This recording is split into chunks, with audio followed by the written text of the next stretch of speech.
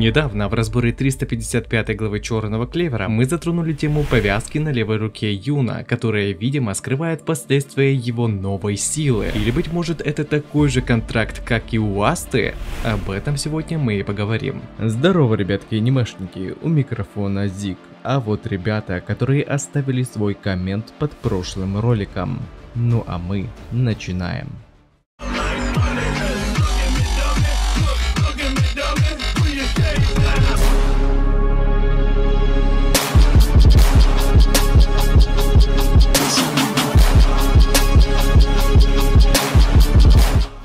Юна Гринбериал, принц королевства Пик и новый капитан ранее сильнейшего отряда рыцарей-магов Золотой Рассвет. Ни для кого не секрет, что имея знатную родословную, а еще связь с душой умершего сына Лихта, этот персонаж и так обладает внушительной силой. Но хоть кому-то может показаться, да куда же ему еще больше бафов, но как показал последний бой с темной триадой и наполовину полноценным Люцифера, всего этого оказалось недостаточно для того, чтобы полноценно противостоять настолько сильным противникам.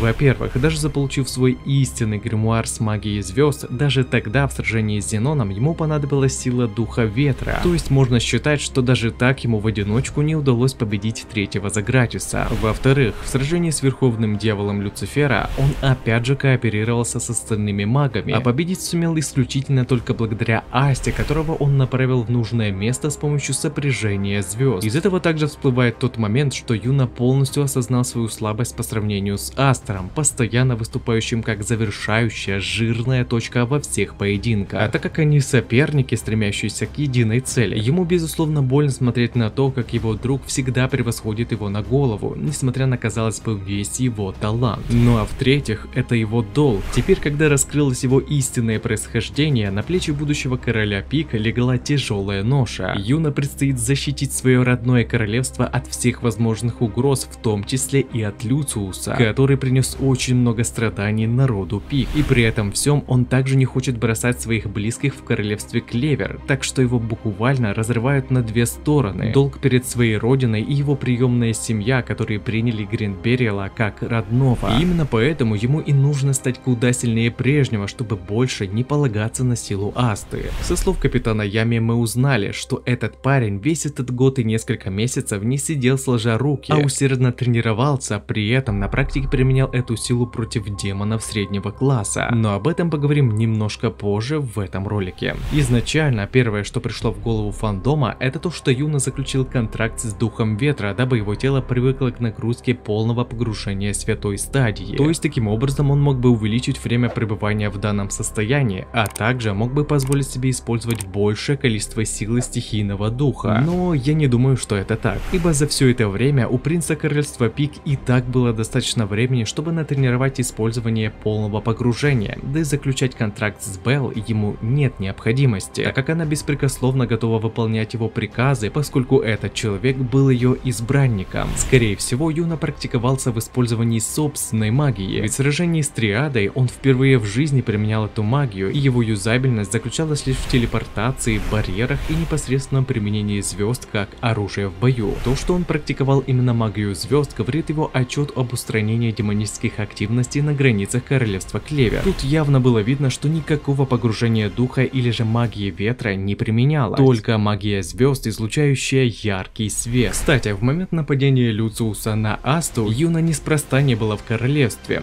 Да, он устранял демоническую активность, но даже сам Гринбериал говорил, что у противников не было особой цели, поскольку как только все противники были уничтожены в мгновение ока, Адремелик сразу же покинул поле боя, отправившись с отчетом к месту дислокации Люциуса, где как раз и обговаривалась вероятность победы Юна над антагонистом. А из этого можно понять, что все это было заранее спланировано для того, чтобы принц королевства Пик не смог помешать Люциусу убить Асту. Ведь в противном случае даже сам Люциус признал, Юна мог победить его, поставив под угрозу весь план по созданию идеального мира с нуля. Так что же это за сила такая, которую даже сам антагонист боится? И из-за этого специально отправил Юна куда подальше подальше, чтобы тот не мешал ему искоренять ошибки природы. А все вот в чем. Мы уже поняли, что Юна более-менее освоил магию звезд, о чем говорит его огромный барьер Скутум, способный полностью блокировать масштабную атаку недопаладина. Но если присмотреться к отчету принца королевства Пик, то вы увидите, что в сражении применялось 2 гримуара. А то есть Юна не только изучал свою истинную магию, но и тренировался комбинировать магию звезд и магию ветра, создавая ультимативное заклинание мгновенного сокрушения врагов. Даже сам Андремелик подтвердил, что дьяволы рассыпались просто в мгновение ока, они буквально растворились на глаза. А это с точностью до 90% дает нам возможность предположить, что новое комбинированное заклинание Юна может быть звездным ветром. И это просто невероятная мощь, даже просто видя сухие цифры. Подтверждением этого станет последний фрейм 355 главы Черного Клевера, где отчетливо видно, что при снимании повязки появились частицы магии ветра и звездной магии. Он действительно приготовил заклинание ужасной силы. Видимо, из-за чрезмерной разрушительности заклинания Юна и пришлось покрывать руку бинтовой повязкой, так как, вероятно, не всегда была возможность пользоваться исцелением мимозы. Но да ладно, что там по цифрам? Думаю, всем интересно узнать мощь ульты Юна. Согласно Википедии, звездный ветер — это когда фотоны звезды, обладая огромным направленным импульсом звезды, сталкиваются с ионами, передавая им всю накопленную кинетическую энергию, позволяя на огромной скорости преодолеть притяжение звезды и выйти в космическое пространство, достигая второй космической скорости. Это, если что, для тела на поверхности Солнца, что тоже звезда,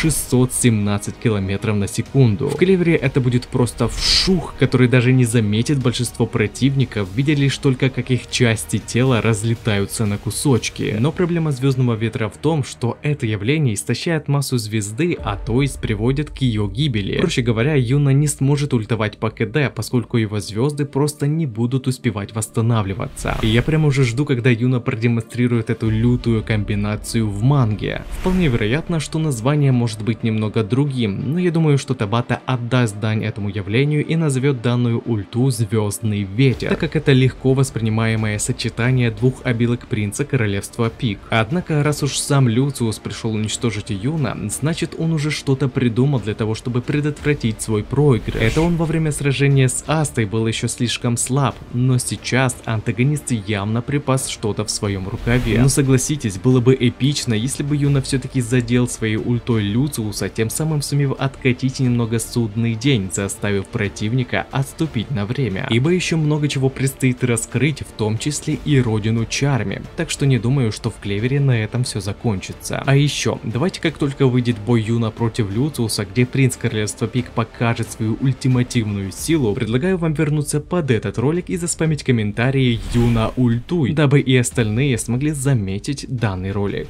А на этом ролик подходит к концу. Пишите свои мысли по поводу этого ролика, выскажите свое мнение, что вам понравилось, а что не понравилось, и несколько комментариев попадут в следующий ролик. И если тебе понравился ролик, тогда лайк и подписка для меня будет лучшей благодарностью, а также не забываем про колокольчик, ведь в последнее время не всем приходит уведомления. Всем спасибо за ваш просмотр, мирного неба вам над головой и всем пока-пока.